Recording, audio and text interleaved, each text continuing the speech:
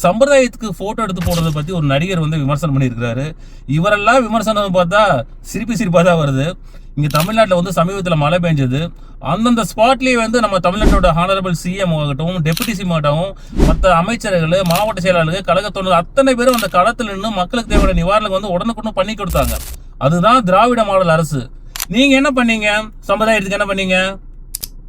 எங்கேயோ மழை பெஞ்சிருக்குது. ஒரு 30 கிலோமீட்டர் தள்ளி இருக்கிற பனையூர்ல வந்து உங்க ஆபீஸ்க்கு வந்து சம்பிரதாயத்துக்கு ஒரு 10 பேர்த்த கூப்பிட்டு வந்து ஒரு பாக்கெட் ரவையும் ஒரு 10 கிலோ அரிசியும் கொடுத்து எத்தனை போட்டோ போட்டு விட்டீங்க? நீங்களாம் சம்பிரதாயத்தை பத்தி பேசுறீங்க. நீங்கெல்லாம் திராவிட மாடல் அரசை பத்தி குறை சொல்லிருக்கு 1% கூட உங்களுக்கு வந்து தகுதி இல்லாத ஆளு. நீங்க சினிமாவில் எழுதி கொடுக்குற டைலாக் எல்லாம் வந்து இங்க வந்து பொது வாழ்க்கையில வந்து அரசியல்ல வந்து பாத்தீங்கன்னா பொதுமக்களுடைய பேசி தயவு செய்து தமிழ்நாட்டு இளைஞரை வந்து ஏமாத்த நினைக்காதீங்க. அப்படி ஏமாத்த நினைச்சீங்கன்னா உங்க பப்பு இங்க வேகாது. இங்க ஆண்டுட்டு இருக்கிறது திராவிட மாடல் அரசு.